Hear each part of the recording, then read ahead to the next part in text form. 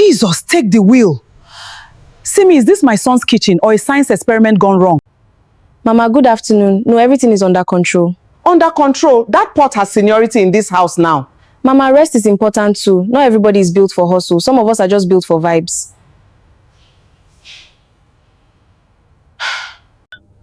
Vibes is why my son is eating from a bowl with a cockroach leg in it. At least it was just the leg. My son is dating a girlfriend, not a landlord who refuses to fix anything. Fix this house or I will fix this relationship myself, permanently. A boyfriend mocked in his own office. A mother who has finally run clean out of patience. A woman who genuinely, unshakably believes water is her enemy. What happens next will shock everyone in this story, including Simi herself.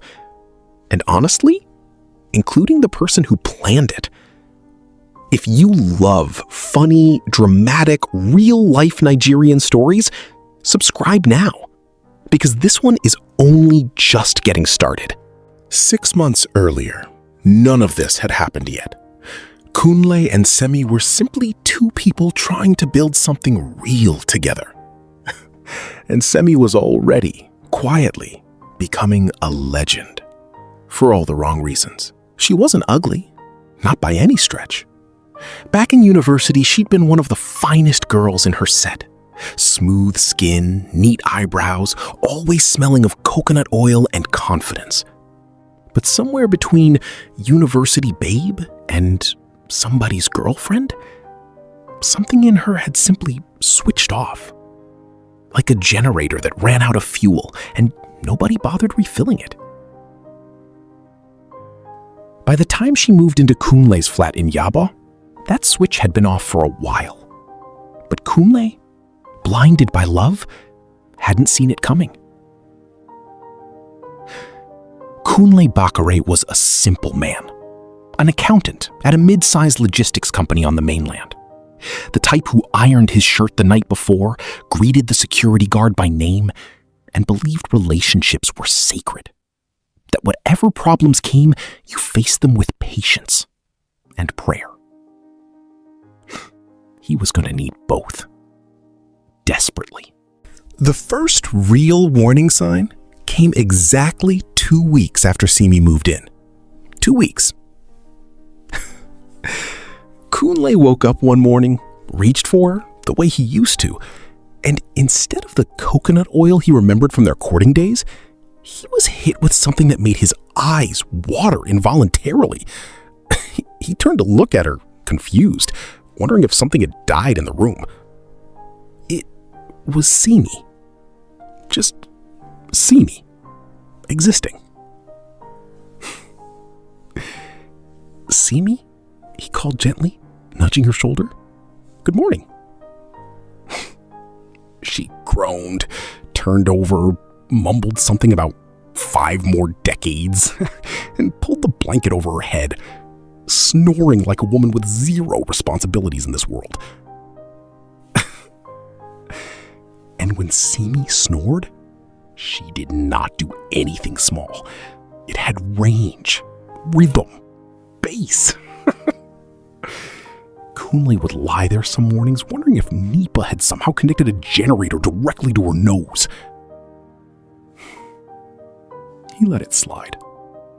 Men in love let a lot of things slide. She's just adjusting, he told himself.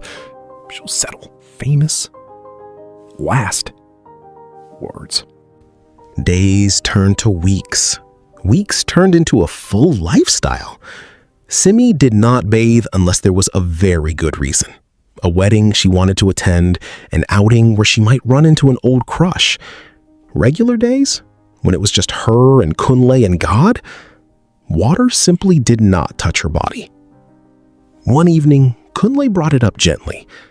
Simi, my love, have you had your bath today? Simi looked at him, offended, as if he'd insulted her ancestors.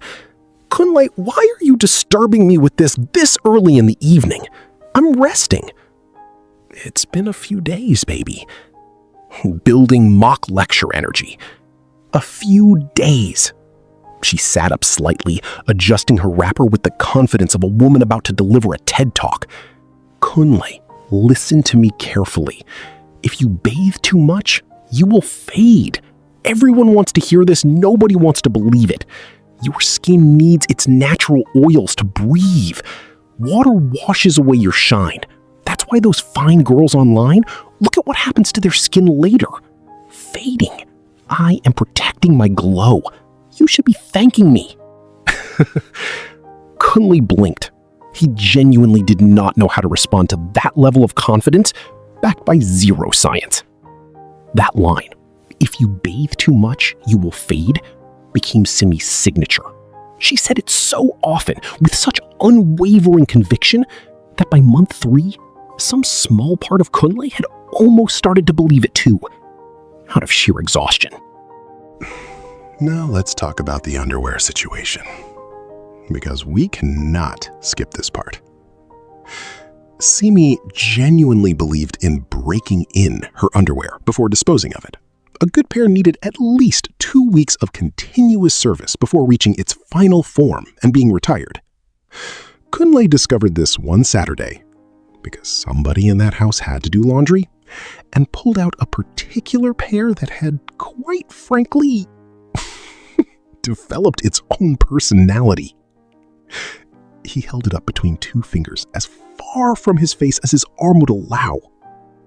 Simi, what is this? Simi, lying on the couch watching a movie, didn't even turn her head. That's my lucky pair. Don't scrub it too hard or the luck will wash out with it. Kunle stood there wondering what exactly he had done in a past life to deserve this assignment. Then there was the toothbrush incident.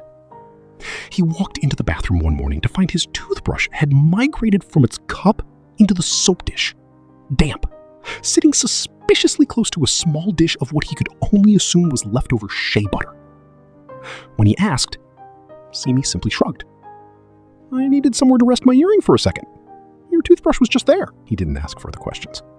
He threw the toothbrush away, bought a new one, and quietly added it to his mental list of things he had stopped questioning entirely. Her laundry system operated on what she called the smell test. Clothes were only washed once they failed a sniff test, conducted at arm's length from as far away as humanly possible. Anything that passed, even barely, even questionably, went straight back into rotation. Kunle once watched in genuine horror as she pulled a blouse from the clean pile, sniffed it, made a face of deep internal deliberation, shrugged, and wore it to a family event. He didn't say a word the entire car ride. He simply prayed nobody would stand too close to her. But nothing could have prepared him for the flask incident, the one that opened this whole story. Simi did occasionally perform small acts of relationship duty, usually when guilt-tripped hard enough or when Mama Kunle was visiting and she needed to maintain an image for a few hours. One of these rare acts was packing Kunle's lunch for work. A reasonable woman would use a clean flask. Simi used the one that had been sitting under the sink for who knows how long, previously used for something long forgotten, quietly growing its own private ecosystem inside. She packed hot jollof rice and stew directly into it and handed it to Kunle with a smile so proud, so genuine, he didn't have the heart to question it. "Baby, I packed food for you today," she said, glowing like she'd cured a disease. "You'll eat like a king." Kunle touched, kissed her forehead, thanked her sincerely, and left for work feeling like maybe, just maybe, things were finally turning around. They were not turning around, as you're about to see. If this is your first time hearing this story, brace yourself.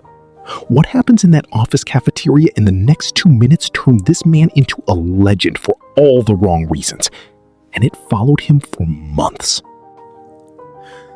At exactly 1 p.m., in the office cafeteria, surrounded by his colleagues, including his good friend Wale, who unfortunately has a memory like an elephant and a mouth like a town crier, Kunle proudly opened his flask to eat the meal his girlfriend had prepared. The smell hit before the visual did. A smell so aggressive, so violent, that 3 people at the next table actually stood up and moved. Kunle, confused, looked down into the flask. And there, floating in what used to be jollof rice, was something green and fuzzy that absolutely should not exist in food. And as if the universe wanted maximum humiliation, a tiny, microscopic but very visible cockroach leg was perched delicately on the rim. Like it was posing for a photograph. Kunle screamed. Not a manly cough scream, a full high-pitched "somebody call my pastor" scream that echoed through the entire cafeteria. He dropped the flask, jumped back like it had personally attacked him, and knocked over his own chair. Wale, God bless his soul, could not hold it together. Tears streaming down his face, phone already out. Bro, I have to tell everybody about this. This one is past ordinary matter, one dramatic coworker announced, fanning herself. This is something spiritual. By the time Kunle got home that evening, tie loosened, shoulders slumped, he had already been nicknamed Roach Flask by 4 departments. He found Simi on the couch, wrapper tied loosely, hair looking like it had lost a fight with a pillow, watching a movie with the relaxation of someone with 0 responsibilities. Simi, tired, defeated. The flask. Which flask? The one you packed my food in today. Simi thought hard, genuinely trying to recall. Oh, the one under the sink? I don't really remember when I last washed it, but I figured the heat from the food would kill whatever was inside. Kunle stared at her. The silence stretched so long, even Simi felt a flicker of concern. There was a cockroach leg in it, Simi. Just the leg. At least the whole body didn't make it in. Genuinely trying to find a silver lining, completely missing why that made everything infinitely worse. If you're laughing already, imagine living it. This man deserved a medal. But we haven't even reached the kitchen scene with Mama Kunle yet, and that one alone could be its own movie. Mama Kunle was not a woman of many wasted words. She had raised Kunle alone after his father passed when he was 12, trading fabric at Balagoon Market, and had 0 patience for foolishness of any kind, especially foolishness sitting comfortably in her son's living room. Her visits had grown less frequent, mostly because Kunle, out of shame, kept postponing them. Mama, next week. The house is under renovation. Mama, I'm not feeling well. Let's do next month. But a mother's instinct cannot be delayed forever. One afternoon, she simply announced she was coming, whether it was convenient or not. That was the very afternoon you watched her walk into that kitchen at the start of this story. After she left, Kunle came home to find Simi still standing exactly where his mother had left her, arms crossed, staring at the mess like she was seeing it properly for the first time. He tried everything after that. Gentle conversations over tea, speaking softly about partnership and respect. She'd nod along, agree in the moment, then return to exactly the same behavior within hours. He tried gifts, new sponges, nice-smelling soap, a small vanity set with her name engraved on it. She admired them for 2 days, then they joined the growing collection of unused items gathering dust in the bathroom. He even tried an ultimatum once, the closest he ever came to raising his voice. Simi, I need things to change. I can't keep explaining to my mother why my house looks this way. I need you to try. Just try. For one fragile moment, she looked like she might actually take it seriously. Her eyes softened. She opened her mouth like she was about to promise something real. What came out was, "Kunle, you are stressing yourself for nothing. Rest is important too. Some of us are just built for vibes." Kunle wanted to scream into a pillow. Instead, he nodded slowly and walked away, adding one more failed attempt to the pile. Simi's friend Bimpe had been aware of the situation for a while, mostly through Simi's own gist sessions, delivered proudly like she was recounting achievements rather than confessions. "Babe, you should have seen Kunle's face when he opened that flask," she laughed one afternoon, feet up on the couch. "The man nearly ran mad." Warm, then shifting tone. Bimpe found it hilarious too, at first.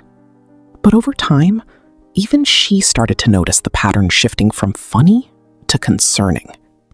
One visit to Simi's house, where she genuinely considered leaving her shoes outside out of fear for their survival, changed her tune. Quoting Bimpe, "Careful. Serious now. Simi," she said carefully, standing awkwardly by the door. "I don't want to sound like you're like Mama Kunle, but this has passed joke stage. Even I, your number one supporter, I'm struggling to breathe in here." Quoting Simi, dismissive. "Please don't join Mama's side," Simi said, waving her off, already reaching for the remote. Soft, sad beat. Bimpe left that day with a strange, uneasy feeling. The kind you get when a joke has quietly turned into something real. Lighter again. Trying one more time. A week later, she showed up unannounced with a gift bag. Scented candles, a fresh loofah, and a small journal labeled in glitter pen. My glow-up era. "Okay, hear me out," Bimpe said, spreading everything across the coffee table like she was pitching investors. "We're not calling this cleaning. We're calling this a reset, a glow-up.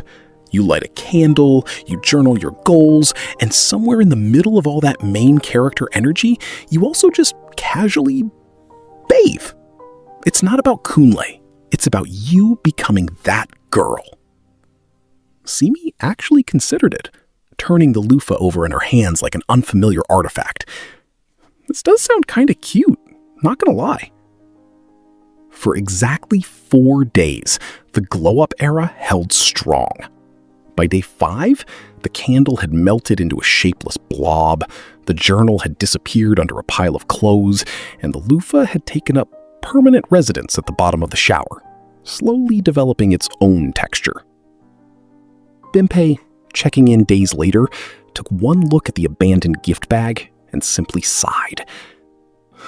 "I really tried, Simi. I really did." Meanwhile, at Kunle's office, the Roach Flask nickname refused to die. Wale made it his personal mission to keep the legend alive, occasionally bringing it up in meetings just to watch Kunle's ears turn red.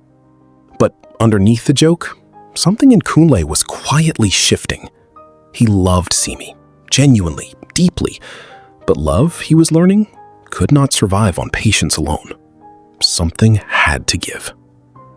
The final straw came on an otherwise ordinary Tuesday. Kunle came home early, hoping to surprise Simi by cooking dinner, a small gesture of peace after weeks of tension.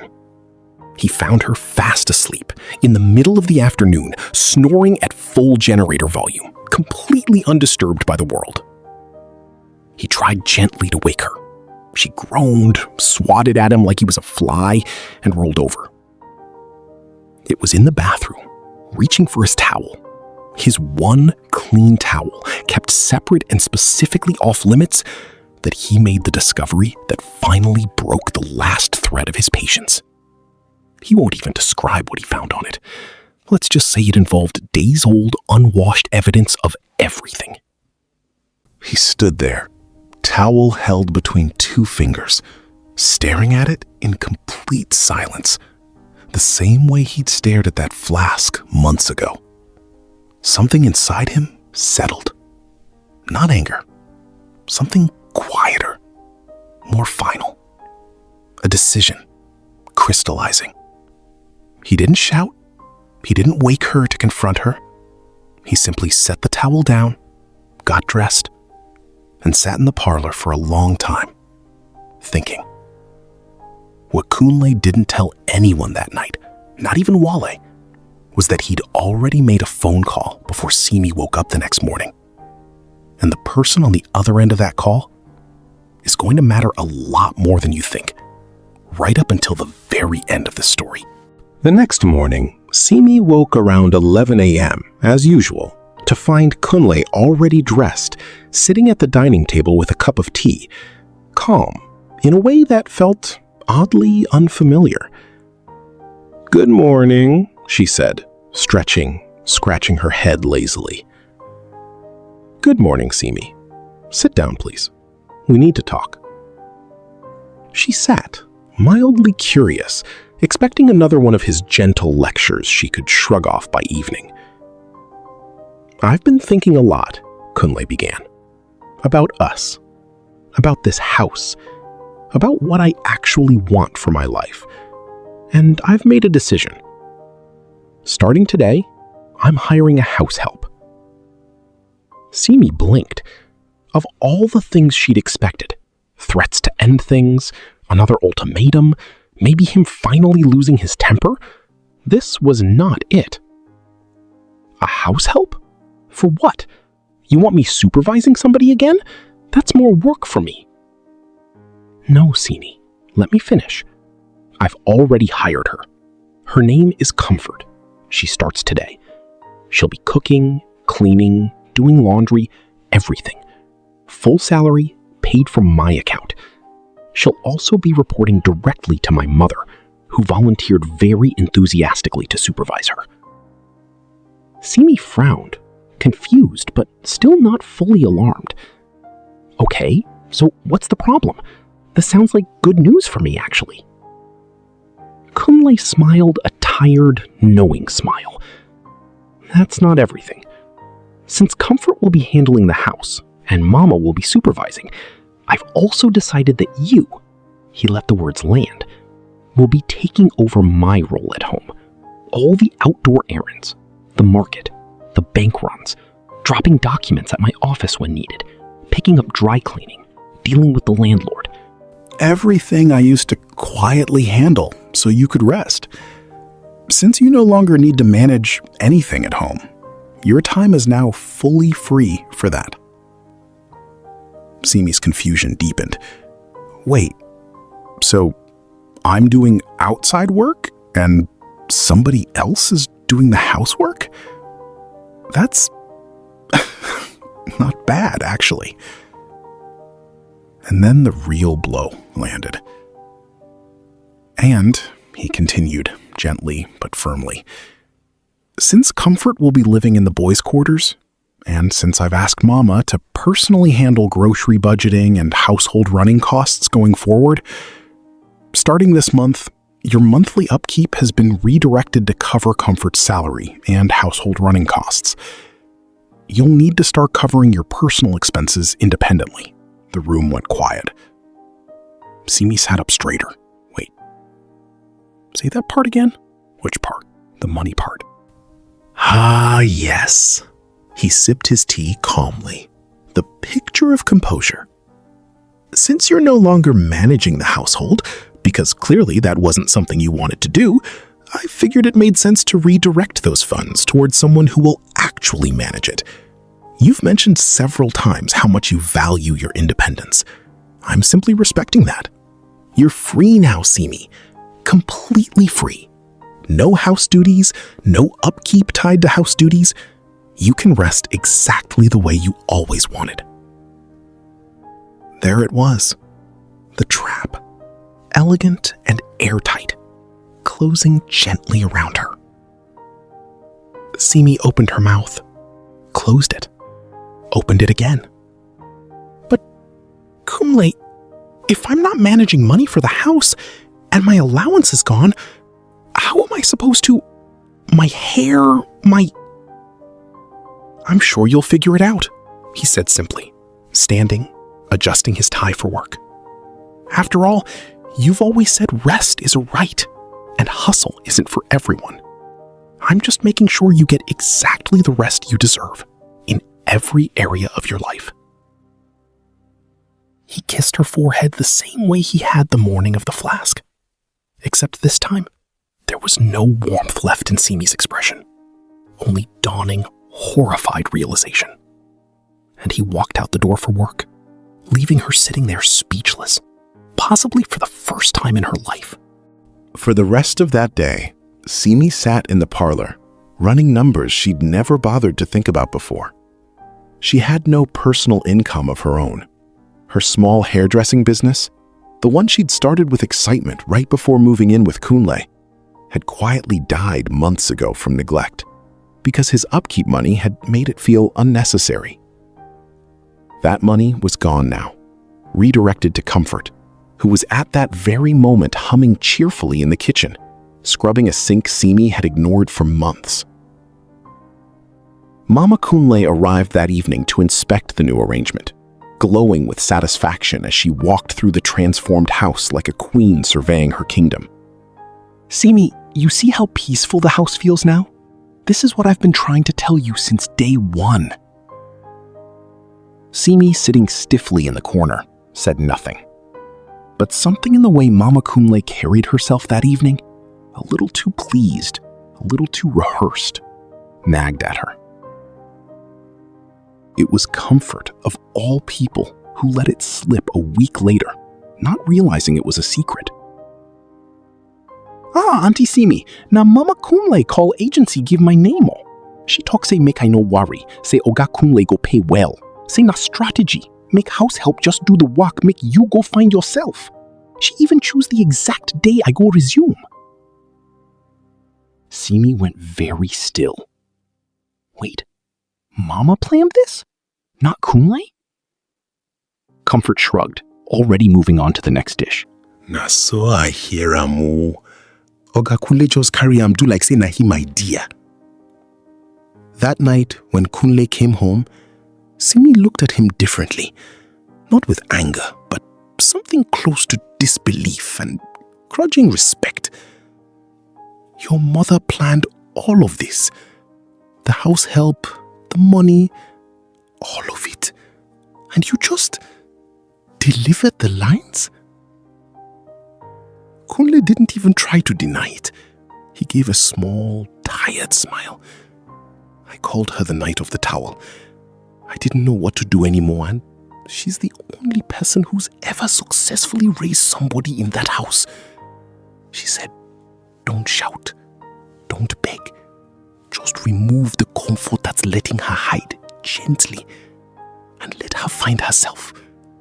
I just followed instructions. I told you love takes a village.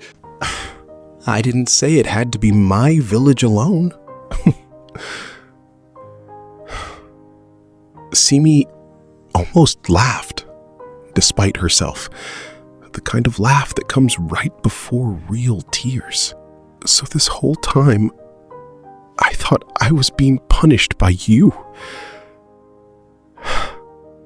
I was actually being raised by your mother. Feels the same in the end, doesn't it? Kunle said gently.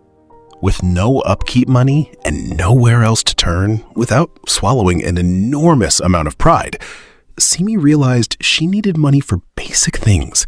Her hair, her skincare, small comforts she had always taken for granted.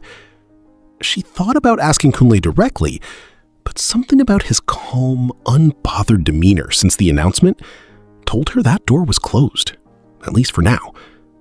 So, reluctantly, painfully, she dusted off her old hairdressing kit from the back of a cupboard and put up a small post advertising her services to the neighborhood. Nobody responded at first. Her reputation had preceded her. But eventually, out of sheer desperation, she took on a small job for a neighbor's daughter's birthday hairstyle. And something unexpected happened. She was good at it. Genuinely good. And doing something productive with her hands, focused and present, felt different from lying in bed scrolling through other people's highlight reels.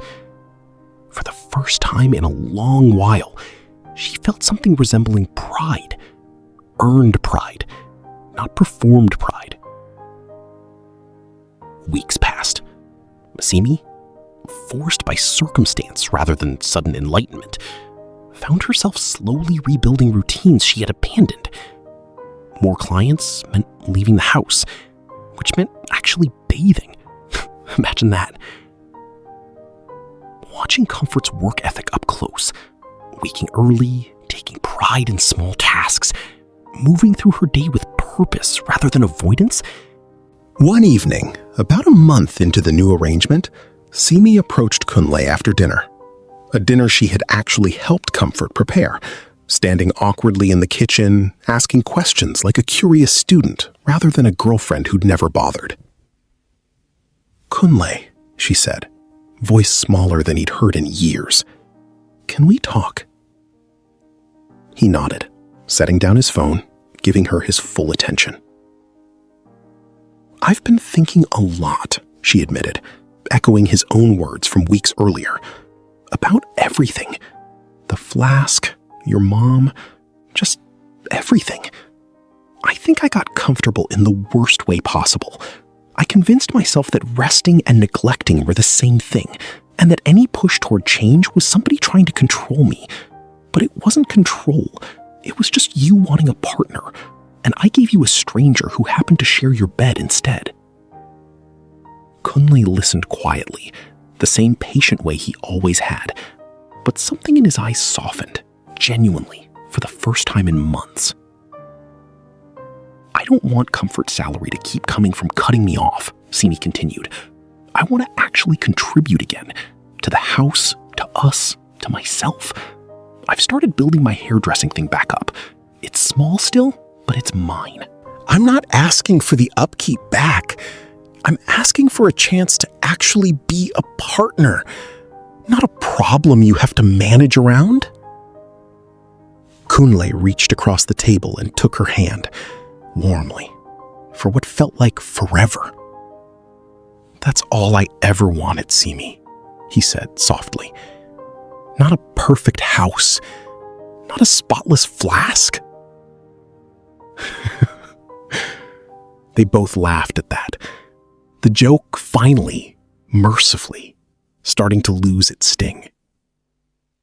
"I just wanted us building something together," he said, "instead of me building alone while you disappeared into the background of your own life." Things didn't transform overnight into some unrealistic fairy tale. Simi still occasionally slept in too late, still occasionally needed reminding about basic things. Real change takes consistency, not a single dramatic moment. But the difference now was effort. Genuine, visible, consistent effort. She kept her hairdressing business running. She started bathing daily, willingly, not on a threat, and even joked about it herself one morning, laughing, "Look at Misha, fading gradually every day, one bath at a time." Finally able to laugh at her old excuse instead of hiding behind it.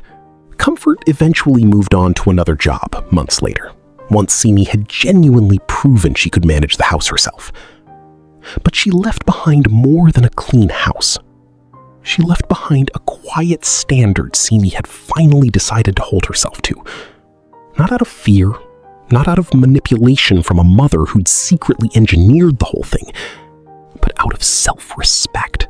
Mama Kunle, visiting months later, paused at the door, looked around at the clean, lived-in, genuinely happy home in front of her, and simply said, "Simi, this house is finally smelling like peace.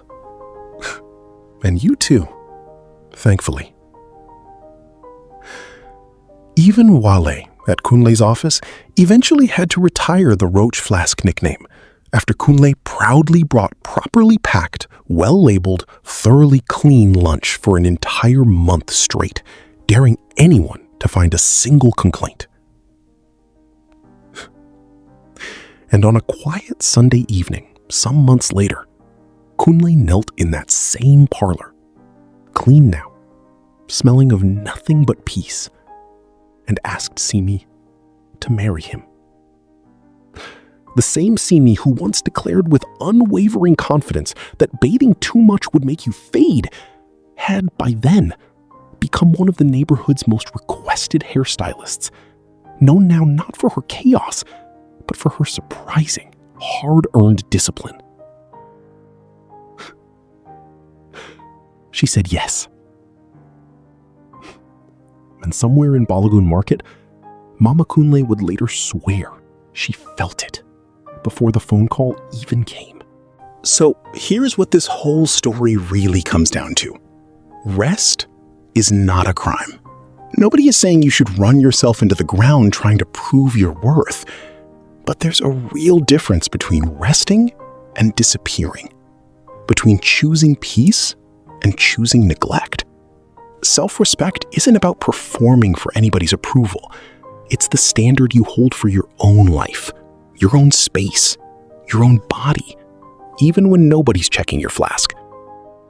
And sometimes the people who love us won't shout, won't fight, won't beg forever. Sometimes they'll simply make one quiet, clever decision, with a little help from somebody who's raised a man before, that holds up a mirror you can no longer look away from.